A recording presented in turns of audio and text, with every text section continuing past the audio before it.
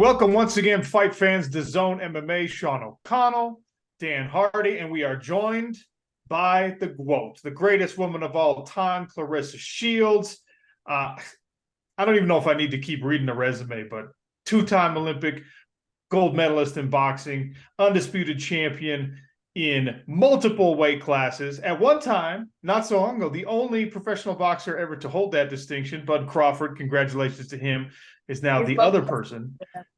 Yes, now a man caught up with the GWOAT in that regard. But most importantly for our purposes, Claressa Shields once again officially extends her run with the Professional Fighters League. Claressa, first of all, welcome. How are you?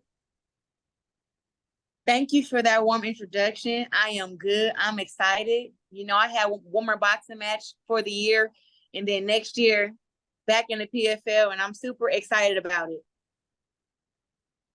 So how did you decide that 2024 was the right time to really jump both feet in to the PFL, to mixed martial arts again? I beat everybody in boxing. It's simple. I mean, they were talking about this knockout artist, Savannah Marshall. I went over there to the UK, kicked her ass. Okay. And that was really the only person who I needed to beat up, to be honest. I already had beat everybody else. So with that being said, I kind of have to give the other girls time to catch up, and then they'll be ready to fight me in a year or two. But I am excited to get back in the PFL and just, roll around on the mat, keep learning my jiu-jitsu, do some wrestling. I want to kick somebody in the face, choke somebody out. so I'm excited. I just like to fight, and I feel like I'm a natural warrior. Are you enjoying learning new skills? Do you still feel like you're evolving in boxing as well? Or is this now, okay, I need to learn something different because I've got this boxing thing in my hands? I'm always trying to get better in boxing. If it's not speed, it's power. If it's not power, it's skill. I ask these other guys that box so many questions, from Shakur Stevenson to Terrence Crawford to Earl Spence to Jared Anderson. Like, I'm always asking them questions on what can I do to be better in boxing? So I'm not ever at a standstill in that. Now with MMA, it's just really something that, honestly, it scares the out of me. It's something that I'm not great at, but I'm good at, and I have a lot of potential at it, and I'm just a natural born fighter. So it's not easy to do, but I guess I enjoy the challenge of it, knowing that, okay, in boxing, I go on the ring, I got a 98% chance to win every fight. But in MMA, it's probably like a 50. And you're comfortable with that. That excites you. Look, there's a lot of people, Claressa, who've reached your point, who've reached your status in sports, and they're just like, yeah, I'm gonna use this as a way to just keep making big money, to parlay this into whatever else, reality television and all that, commentary. You know what I mean? You have decided, instead of just like riding your boxing success onto an easier path, to embrace a new challenge that you just admitted is scarier, is harder, you're less likely to be immediately successful in.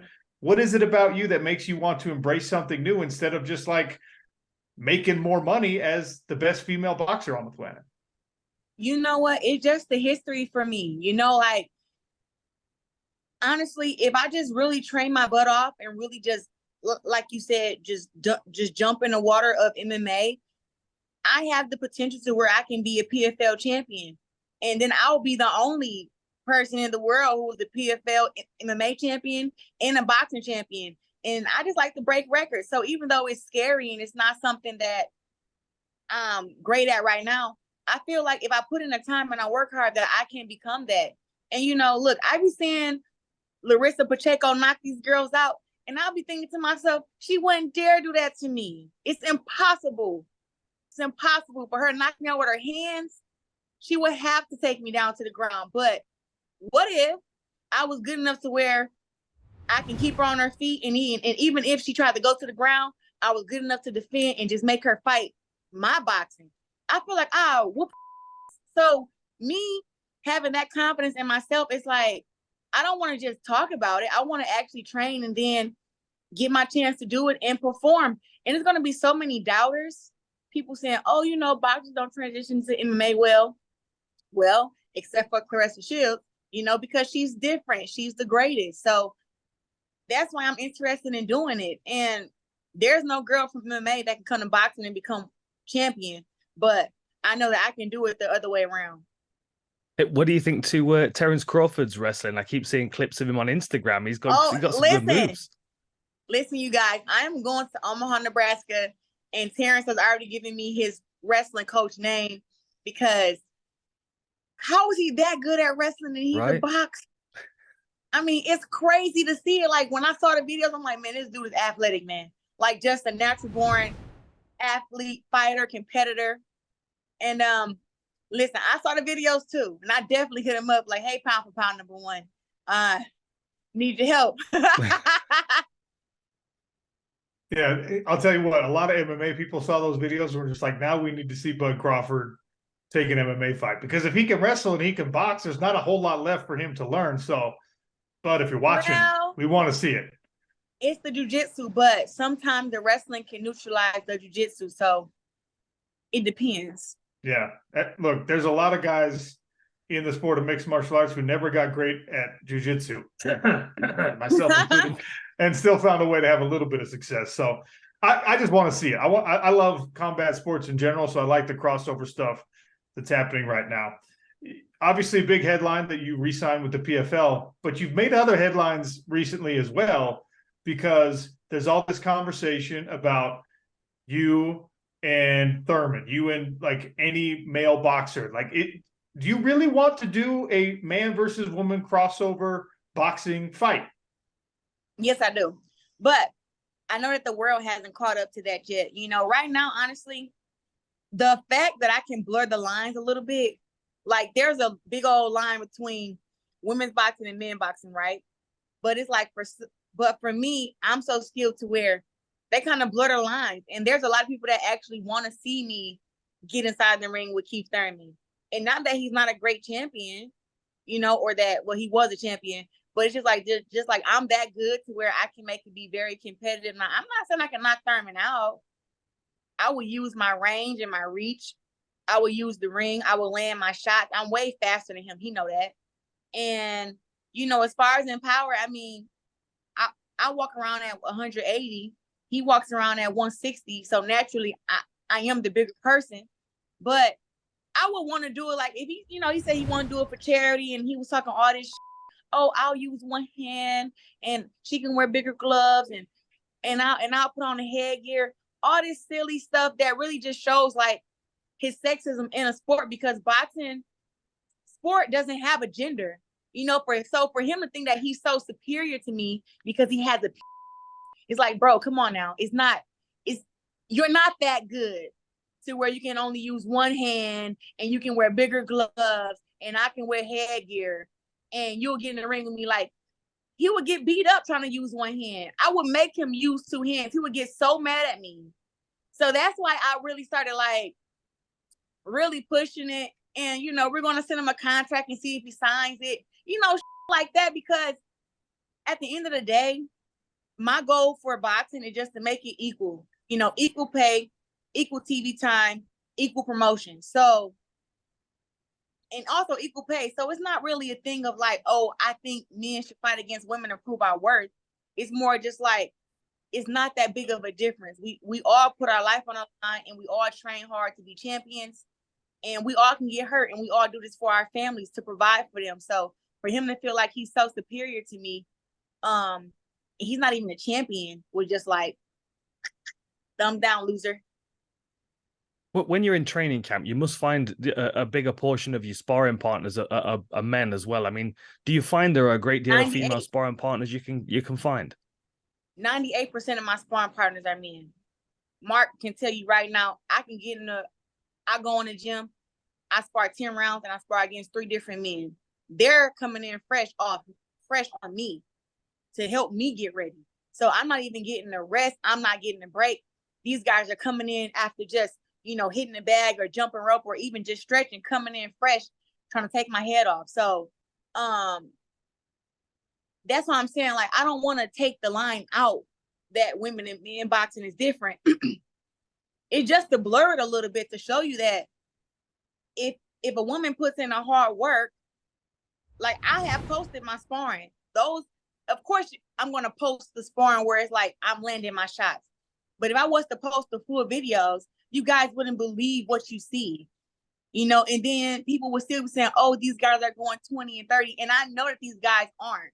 So it is more of like sometimes you gotta protect these men ego because they're just so like fragile. Oh, if a girl beats up a man, oh my God, like they just so fragile. And that's why I won't post the full clips, because if I post the full clips, we're gonna have a lot of angry men, and I'm not gonna have no sparring partners to help me get ready for my fights, because I can't have girls come to camp and spar with me to help me get ready, because I don't know what it is with women, but you beat a girl up in sparring, she don't even want to be your damn friend no more. That's what I've experienced. I'm serious. That happens with men too. So do it, man. Yes, every once in a while. You can't break your toys when you're training. You know what I mean? Like then you don't get to have those toys anymore. That's just how it is in the combat sports world. I don't need to tell you that. You're more experienced in this game than I am, I guess. But you mentioned a name earlier, Savannah Marshall, right? Yeah. Who you felt like, in boxing was no longer a test for you. What about a mixed martial arts? A little bird has informed me that Savannah Marshall has designs on the PFL also. So Claressa versus Savannah in an MMA rematch. Does that interest you? I slam the fuck out of her. You understand me?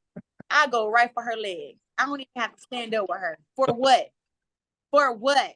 I've been doing MMA for almost 2 years. I'm not finna stand up with her in there. Soon as we go in there, I'm going right for her legs. And the thing is with Savannah, she wants to do everything that I do. She wants her life to be just intertwined with mine so bad. It's like, you're 30 and now you want to do MMA. She doesn't want to be connected to me. She want to wrestle with me and stuff. So if she want to get in there and she want to do a MMA fight, I would gladly kick her ass again. Again, why not? I would love to see that fight. So tell me this then, the pros and cons of small gloves. Tell me what the pros and cons are from someone who's got such experience in the boxing ring. What are the benefits or drawbacks of the small gloves? Okay, so the pros are you're 10 times faster. You don't even know how fast you're punching. It's just like your hands just fly.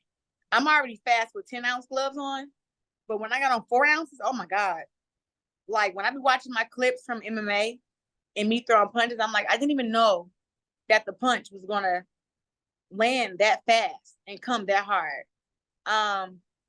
Now the cons of it is that the glove is so little, and I feel like you need more protection for your hand, especially me being a fighter. See, it's not that dangerous for those who are gonna mix it up. If you're gonna wrestle and you're gonna jujitsu and all that stuff. See, you're not doing boxing the whole time. It's like for me, the whole 5 minutes, I'm trying to land the big right hand, the big hook, the big uppercut. It's all hands, so they never get a rest. So keep pounding on that small glove on your hand. And I don't know if you guys can see my hands or not, but these are very little. It makes it easier for them to get injured.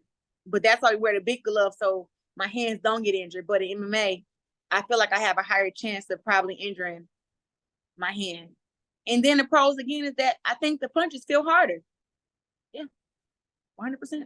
But you can also kick someone in the face in MMA. Yeah, if my leg could ever go up that far. That's what the training's for. You'll get there, Claressa. You'll get there. Yeah, it's coming. It's coming.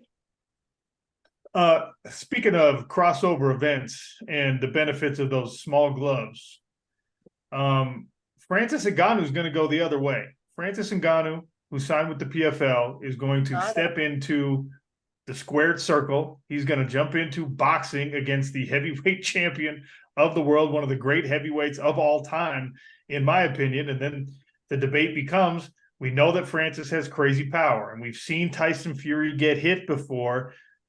What does that look like? Does Francis Ngannou get inside and land some power shots on Tyson Fury? How do you think this goes? Ooh, wow. So boxing is all about like the experience and the knowledge of being inside the ring. I believe that Francis do got power and he's a great puncher and everything. But it's just different angles and different different angles and just different mindset when it comes to boxing. So, and also different defense. Tyson Fury is a bad man, okay? To me, he like the white Muhammad Ali. Like, I seen him fight against Deontay Wilder all 3 times. And every time I just feel like, oh my goodness. Like, and Deontay Wilder is one of the biggest knockout punchers of our era. Nobody can debate that. If he even touch you with his right hand, you sleep. Tyson Fury got knocked down I don't know how many times against Deontay Wilder and still got up like the Terminator. So look, Francis Ngannou is not Deontay Wilder, and I don't think it's many guys that can hit like Deontay Wilder. So I believe that if Francis can use his jab and keep his distance, but I just know that Tyson Fury is he's really good. He's really good to be a heavyweight boxer. He's fast. And he takes no crap. So if Francis hit him too hard and he don't knock him out, he's going to get up and, show him why you don't punch boxers in the face. Hey, we had Deontay Wilder putting some PFL gloves on the other week in Atlanta. So imagine we've got Claressa Shields, we've got Deontay Wilder, we've got Terence Crawford, all crossing over to mixed martial arts. Are boxers going to take over MMA one day, do you think?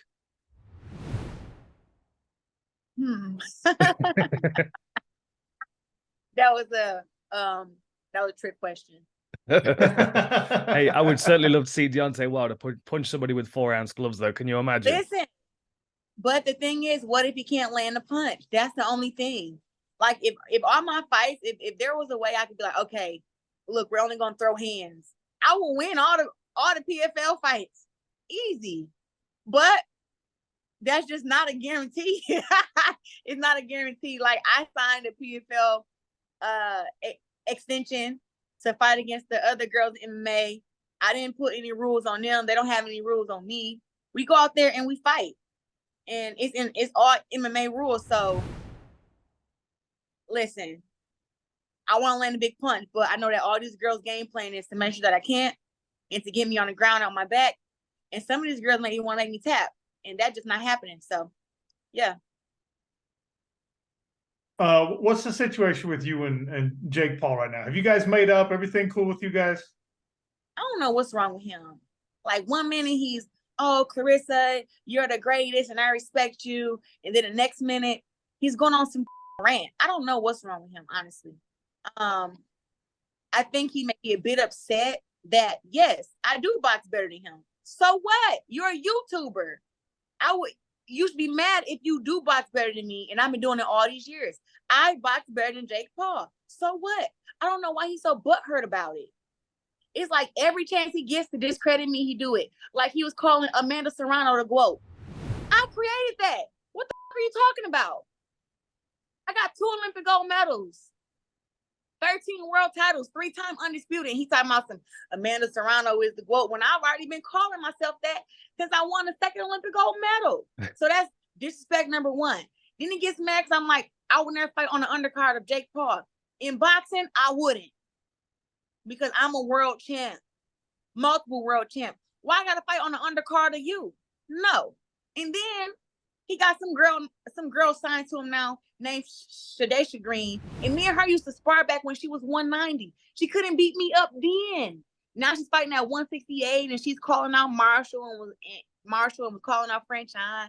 And I'm just like, look, I will fight Shadesha. If Jake Paul is saying that Shadesha can beat me because I'm not as great as he think I am or as I think I am, look, I can prove Jake Paul wrong in so many different ways. I already beat Marshall when he was cheering for her.